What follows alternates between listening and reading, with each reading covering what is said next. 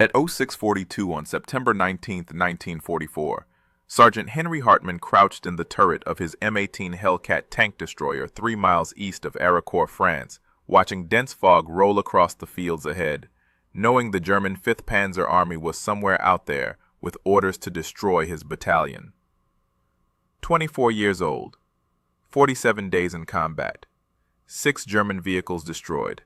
Intelligence reported the 113th Panzer Brigade moving toward their position with 45 brand new Panther tanks, each one carrying 5.5 inches of frontal armor that could stop any American tank round at any range. Hartman's M18 had exactly 1 inch of armor. Maximum. The thickest plate on the entire vehicle measured 25 millimeters. The hull floor was less than 5 millimeters thick. A German machine gun could punch through the sides. The open-topped turret left the crew exposed to grenades, mortars, and snipers. Tank crews across 3rd Army called the M18 the paper coffin, the death trap, the fastest way to die in France. But it was fast. 55 miles per hour on open road, twice the speed of a Sherman, 3 times faster than a Tiger. The Army's tank destroyer doctrine demanded speed over armor, hit and run, flank and kill.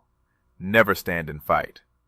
The 704th Tank Destroyer Battalion had landed at Utah Beach 68 days earlier, as the first unit in Europe equipped with M18s. They were supposed to be the answer to German armor. Mobile, lethal, aggressive.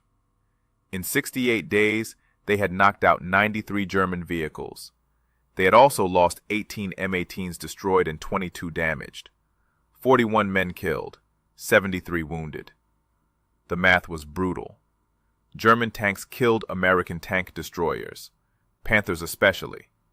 The Panther's 75mm gun could penetrate an M18 from 2,000 meters. The M18's 76mm gun could not penetrate a Panther's front armor at any range, not even at point blank.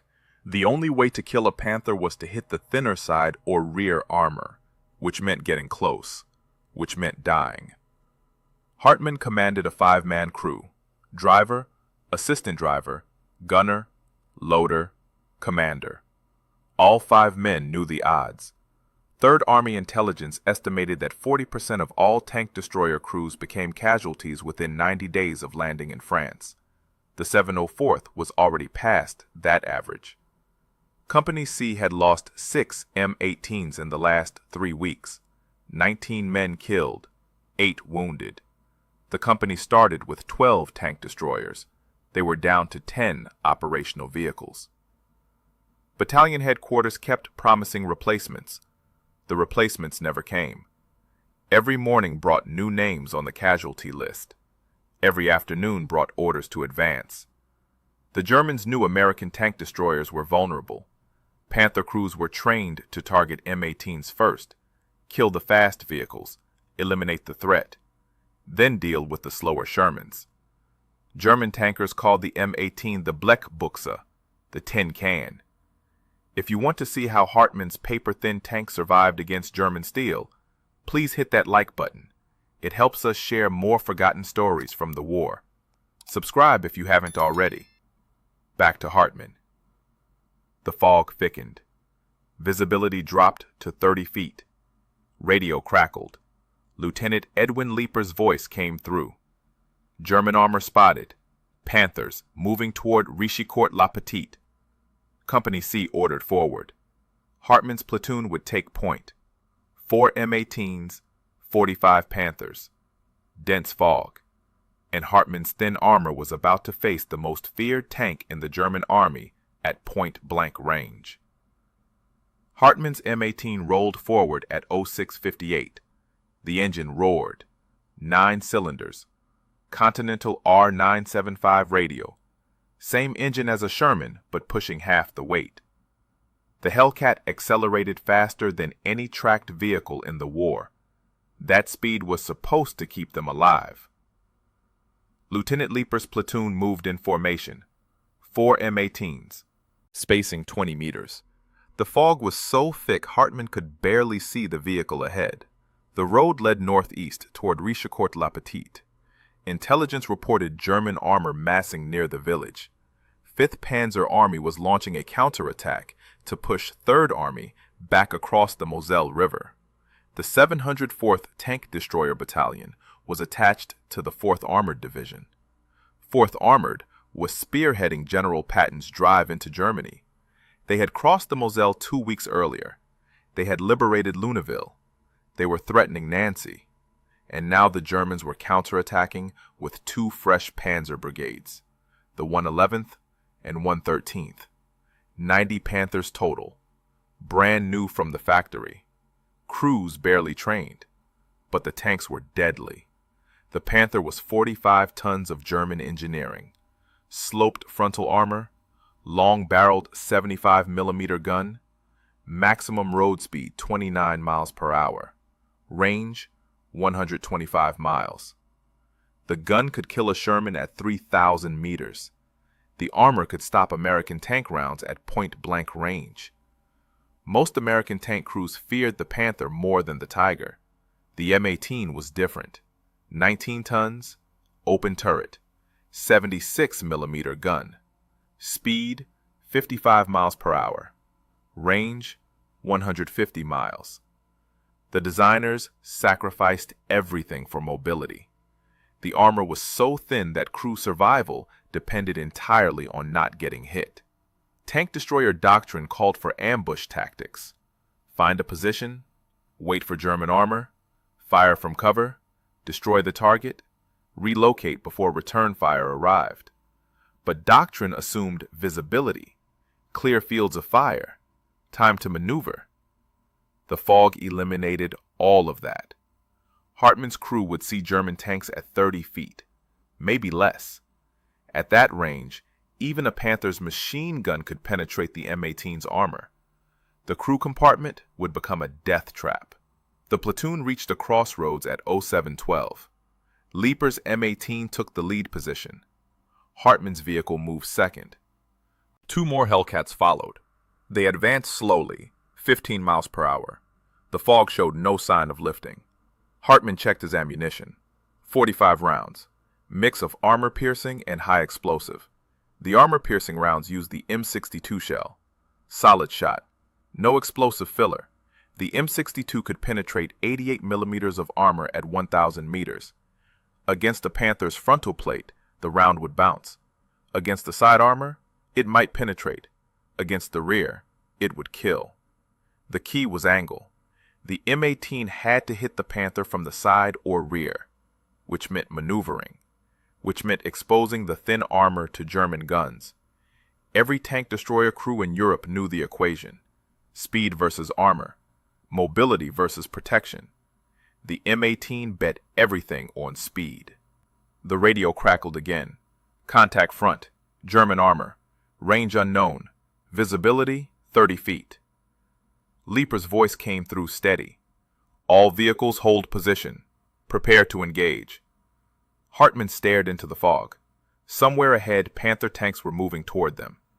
The fastest tank destroyer in the war was about to fight the most heavily armored tank in Europe at point-blank range and zero visibility. At 0719, Leeper spotted a gun barrel, 30 feet ahead, emerging from the fog, a Panther. The German tank was moving slowly, searching for targets. The crew had no idea 4 American tank destroyers were waiting in the mist. Leeper deployed his platoon. Hand signals, no radio traffic. The 4 M18s spread out. 20-meter spacing became 40 meters. Each Hellcat picked a firing position. Hartmann's driver maneuvered left, 10 meters, then stopped. The gunner traversed the turret. The loader slammed an armor-piercing round into the breech. The Panther kept advancing, 25 feet. The German commander stood in his cupola, scanning the fog, looking for American positions. He never saw the M18s. Leeper fired first. The 76mm gun cracked.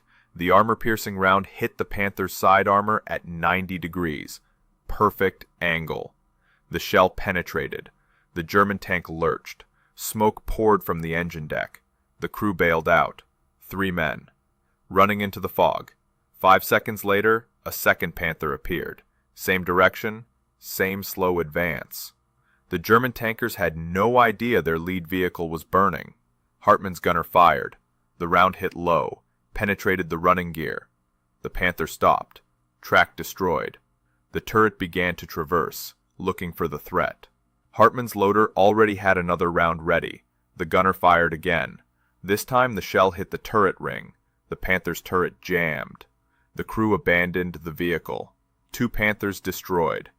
2 minutes. 0 American casualties. Then the fog shifted. Wind from the east. Visibility increased to 50 feet, and Hartman saw what they were facing. Panthers, dozens of them, spread across the field. The entire 113th Panzer Brigade was advancing toward Rechicourt-la-Petite. The German tanks were moving in column formation. No flanking security, no reconnaissance, just a straight advance through the fog. The Panther commanders couldn't see more than 30 feet. They had no idea American tank destroyers were already in position. The 113th Panzer Brigade was driving blind into an ambush. Leeper's platoon opened fire. 4 M18s. Rapid engagement. The Hellcats fired from different positions. The Germans couldn't locate the source of the incoming rounds. Panther after Panther took hits. Side armor, rear armor, engine decks, ammunition storage. The German tanks began exploding. The 113th tried to return fire. Panther guns swung towards suspected American positions. But the fog made targeting impossible. German rounds flew wild. High explosive shells detonated in empty fields. Armor-piercing rounds disappeared into the mist. Not one German round found an M18. Hartman's crew worked fast. The loader could cycle rounds in 8 seconds. Armor-piercing. High explosive. Armor-piercing. The gunner tracked targets through the fog. Range 30 to 60 feet. Point blank. Every shot penetrated. The M18's thin armor didn't matter at this range, because the Germans couldn't see them to shoot back. By 0724, Leeper's platoon had knocked out 15 German tanks. 5 minutes of combat. 15 Panthers destroyed. 3 M18s lost. Not to German fire, to mechanical failure and friendly artillery. But Hartman's vehicle was still fighting. Then the radio crackled. Company C moving up. Captain Tom Evans bringing 2 more platoons. 8 additional M18s. The Germans were about to face the entire company, and Hartman had just spotted 6 more Panthers emerging from the fog, heading straight toward his position. 6 against 1, 30 feet of visibility, and his loader had 23 rounds left. Hartman made a decision. Attack. The M18's speed was useless in fog. Armor meant nothing at this range. The only advantage was surprise. The Germans didn't know where he was. He could see them. They couldn't see him. His driver accelerated. The Hellcat surged forward, 30 miles per hour through the fog. The 6 Panthers were moving in single file, 50-foot spacing between vehicles, standard German column formation. The lead Panther was 70 feet ahead. Hartman's gunner acquired the target. First shot, 0726.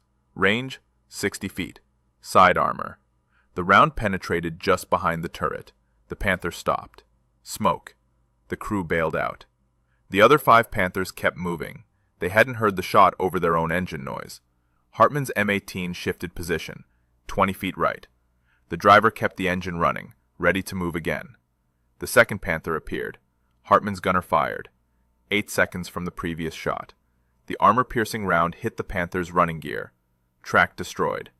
The German tank lurched sideways. Stopped. The turret began to traverse. Too slow. Hartman's loader had another round ready. The gunner fired again. Turret ring. The Panther's gun froze mid-traverse. 2 down. 4 Panthers still moving forward. Still blind in the fog. The M18 relocated. 40 feet forward, 10 feet left. The driver positioned the tank destroyer behind a low stone wall. Minimal cover, but enough to break the vehicle's silhouette in the fog.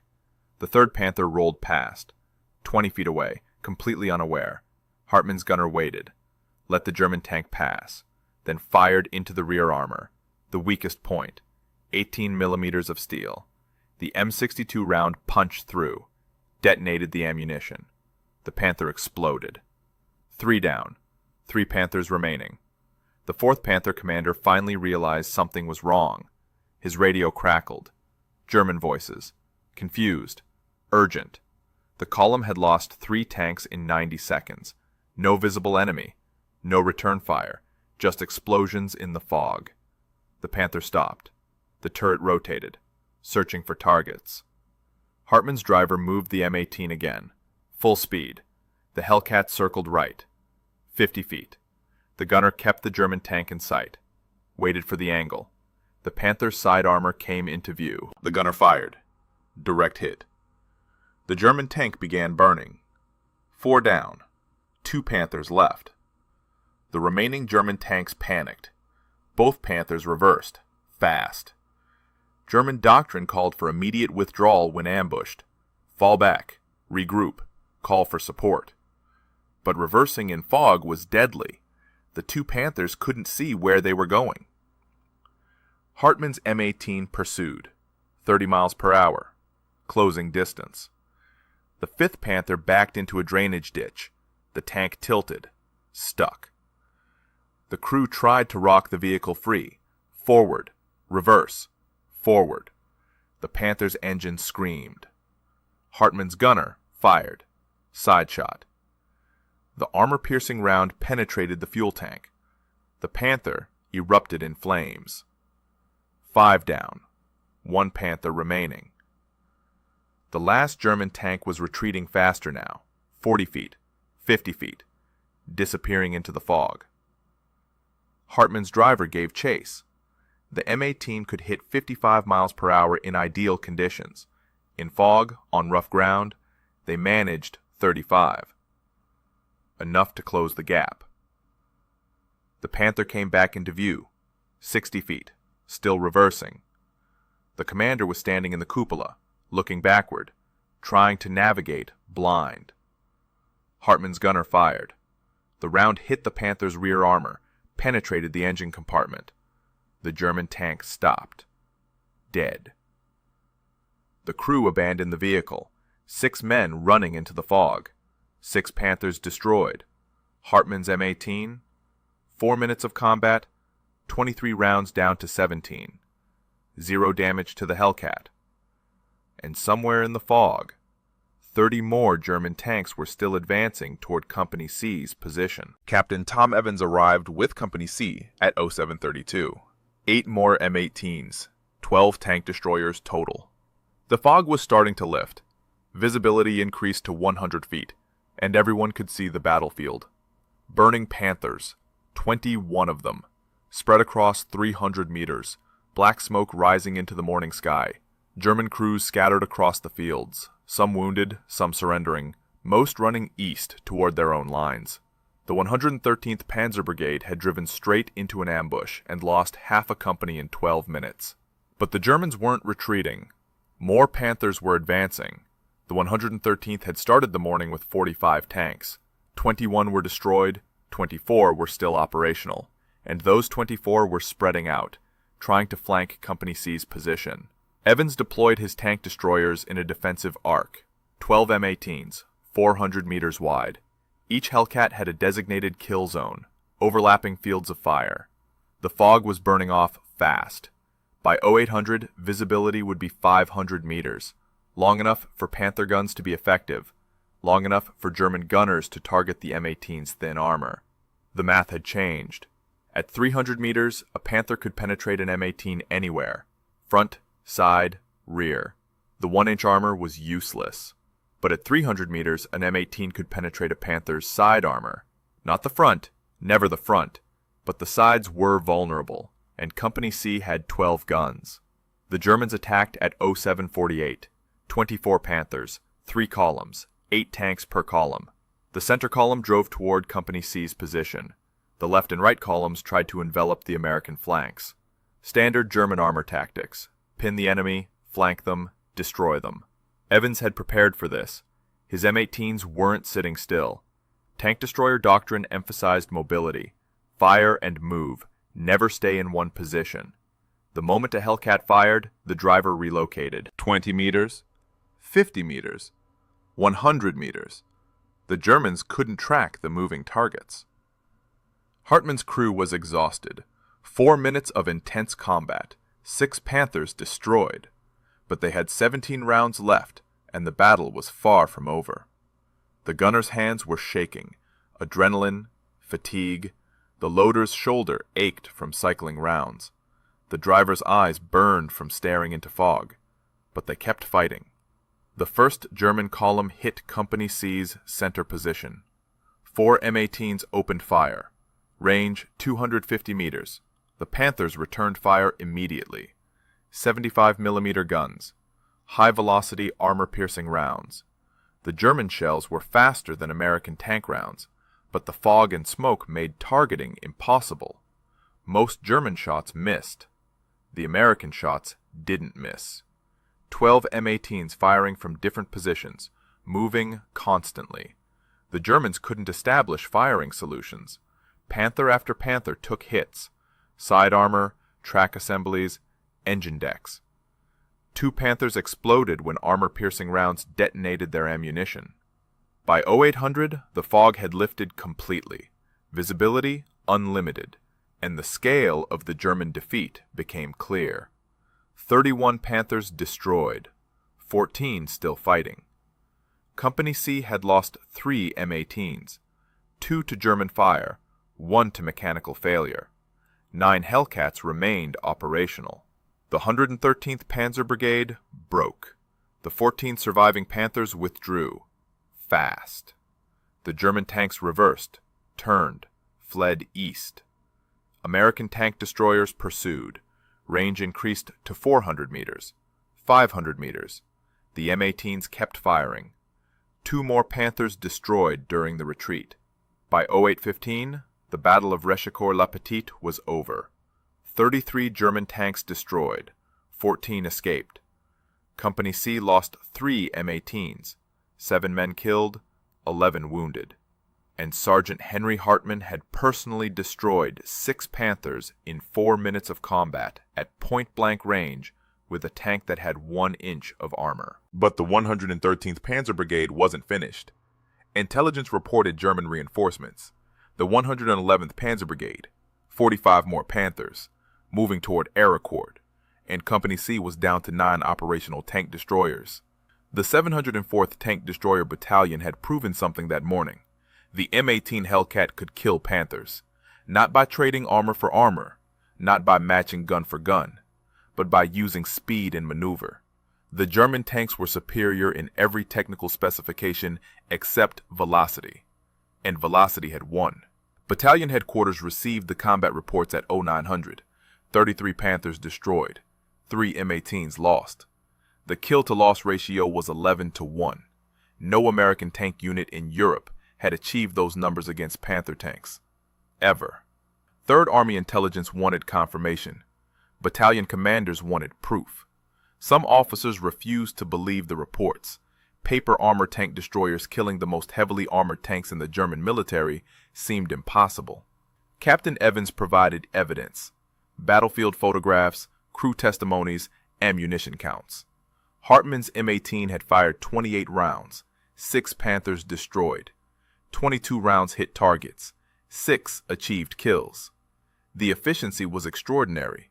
Most tank battles saw hit rates below 30%. Hartman's crew achieved 78%. The numbers convinced the skeptics, but they raised questions. How did tank destroyers with 1 inch of armor survive point-blank combat against Panthers? The answer was fog. Visibility limited to 30 feet. German gunners couldn't target what they couldn't see. American crews used the fog as armor. They maneuvered constantly, fired from unexpected angles, relocated before German guns could respond. Tank destroyer doctrine emphasized exactly this approach. Ambush tactics, rapid repositioning, never stand and fight.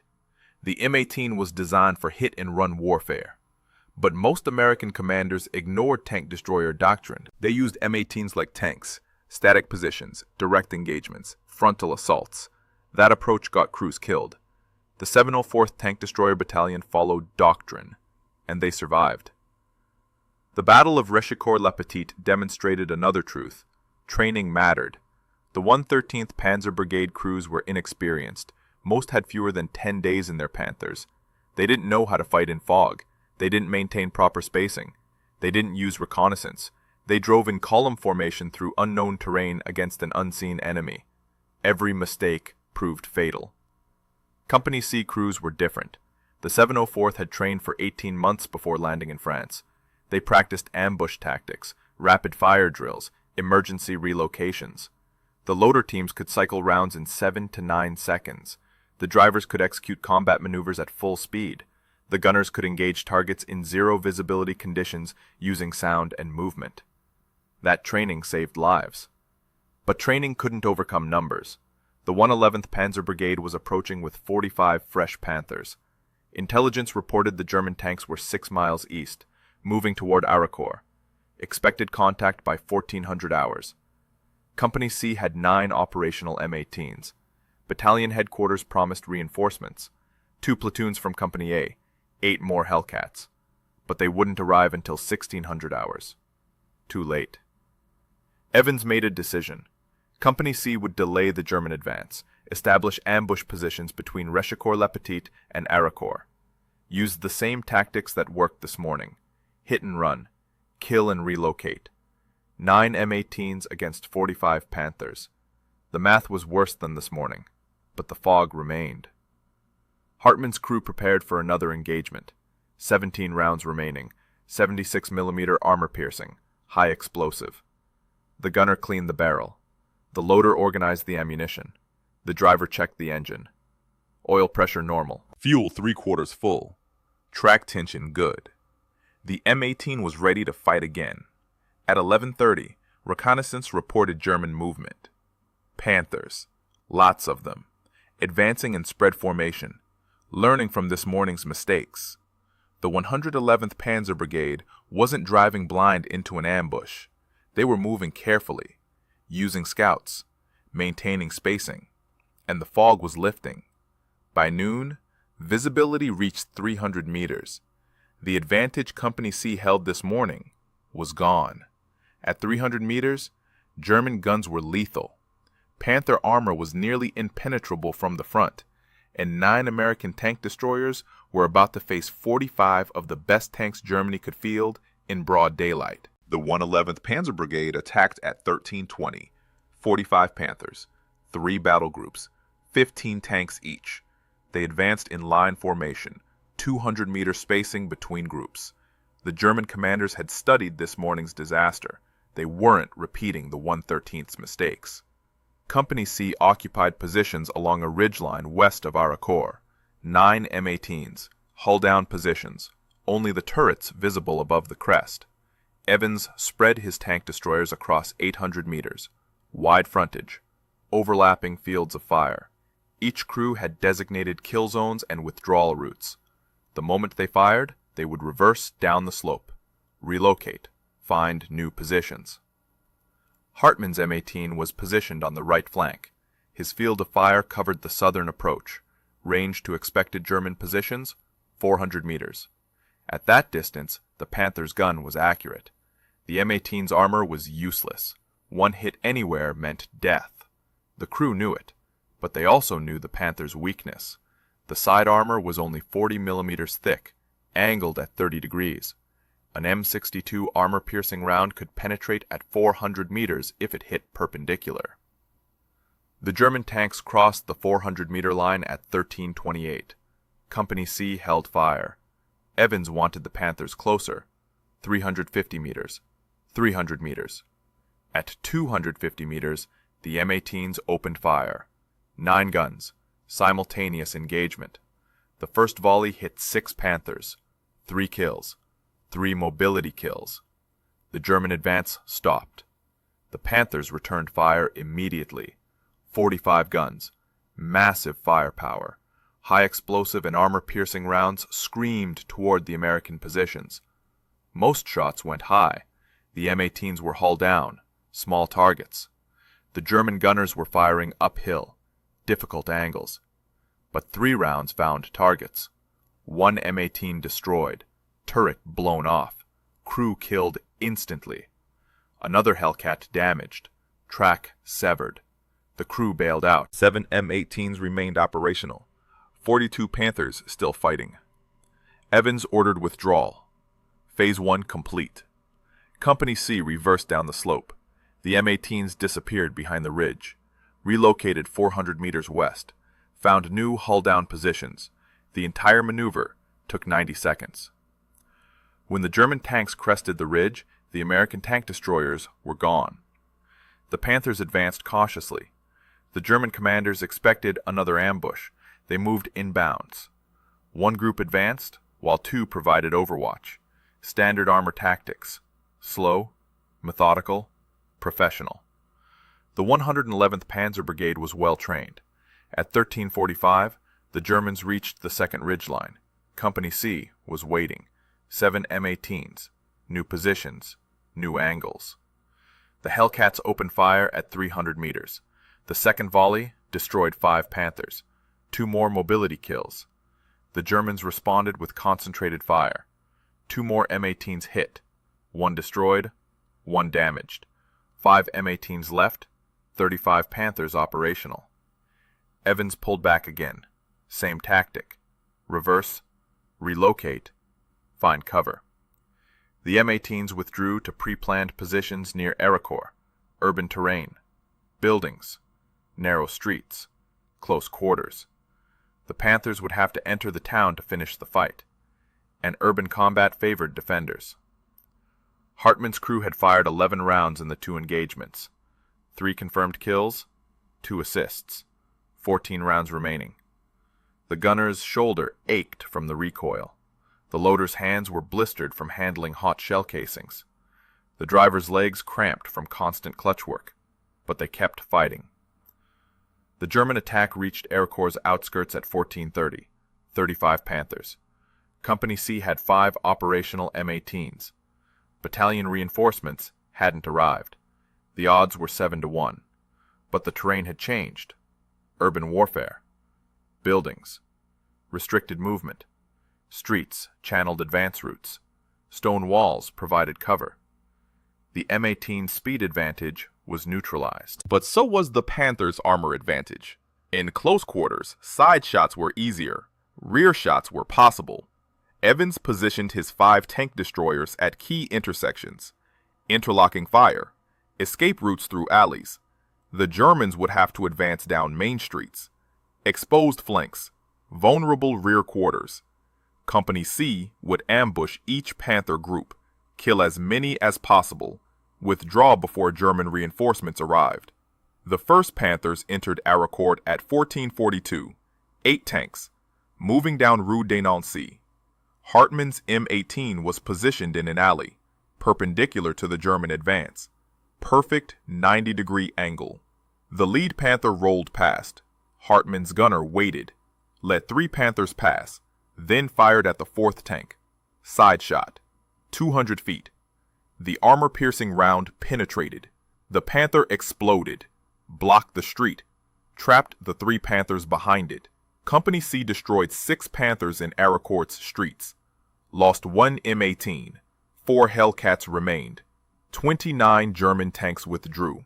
The 111th Panzer Brigade had lost 16 tanks. The 704th Tank Destroyer Battalion had lost 6 M18s since dawn, but they had destroyed 49 Panthers in 1 day. General George Patton visited Company C's command post on September 20th. He wanted to see the tank destroyers that killed 49 Panthers in 1 day. Patton walked among the M18s, examined the thin armor, talked to the crews. He asked Hartmann how a 1-inch tank destroyed 6 Panthers at point-blank range. Hartmann told him the truth. Fog, speed, training, and luck. Patton promoted Captain Tom Evans to Major, awarded him the Distinguished Service Cross. The citation described Evans as fearless, tactical genius, leader who inspired his men through impossible odds. Evans tried to share credit with his crews. Patton refused. The commander earned the medal, but every man in Company C knew who really won the battle. The loaders who cycled rounds in 8 seconds, the gunners who hit targets in 0 visibility, the drivers who maneuvered under fire, and men like Hartmann who destroyed 6 Panthers with a tank everyone called a death trap.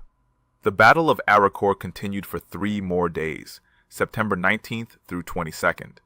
The 704th Tank Destroyer Battalion fought the entire 5th Panzer Army. German records confirm the Americans destroyed 281 armored vehicles, Panthers, Panzer IVs, self-propelled guns, tank destroyers. The 704th lost 7 M18s, destroyed, 14 damaged, 23 men killed, 41 wounded. The kill ratio was 40-1. Military historians later called Aricourt the largest tank battle on the Western Front in 1944. Larger than Normandy, larger than the Bulge engagements that came later. The Americans won decisively. German 5th Panzer Army withdrew. Patton's Third Army continued advancing toward Germany. And the M18 Hellcat earned its reputation as the most effective tank destroyer in Europe. Sergeant Henry Hartmann survived the war. He fought with the 704th through France, Belgium, Germany. The battalion crossed the Rhine in March 1945, reached Czechoslovakia in May. Hartmann's crew destroyed 14 German armored vehicles total, 6 at Aricourt, 8 in subsequent battles. He never suffered a wound. His M18 was hit 3 times, minor damage each time. The crew repaired the vehicle and kept fighting. The 704th Tank Destroyer Battalion was deactivated in November 1945. The men went home. Hartmann returned to civilian life. He rarely discussed the war, never claimed hero status. When people asked about Aricourt, he emphasized his crew. 5 men working together. Training and teamwork won battles, not individual courage. The M18 Hellcat remained in service until 1953. The Army retired tank destroyer battalions after the war. Future conflicts would use main battle tanks for anti-armor operations. But the Hellcat proved the doctrine worked. Speed could defeat armor. Mobility could overcome firepower. The vehicle's legacy influenced American armor development for decades. Company C's performance at Aricourt validated everything tank destroyer advocates believed. Light armor, high speed, aggressive tactics, hit and run. The critics who called the M18 a paper coffin were wrong. The crews who learned to use speed as armor were right. And men like Hartmann proved that training and tactics matter more than technical specifications. Today, a memorial stands in Aricourt honoring the 704th Tank Destroyer Battalion. The inscription describes their role in the town's liberation. September 1944. American tank destroyers defeated German armored forces, saved thousands of civilian lives, helped end the war. If this story moved you the way it moved us, do me a favor, hit that like button. Every single like tells YouTube to show this story to more people. Hit subscribe and turn on notifications. We're rescuing forgotten stories from dusty archives every single day. Stories about tank crews who saved lives with speed and courage. Real people. Real heroism. Drop a comment right now and tell us where you're watching from.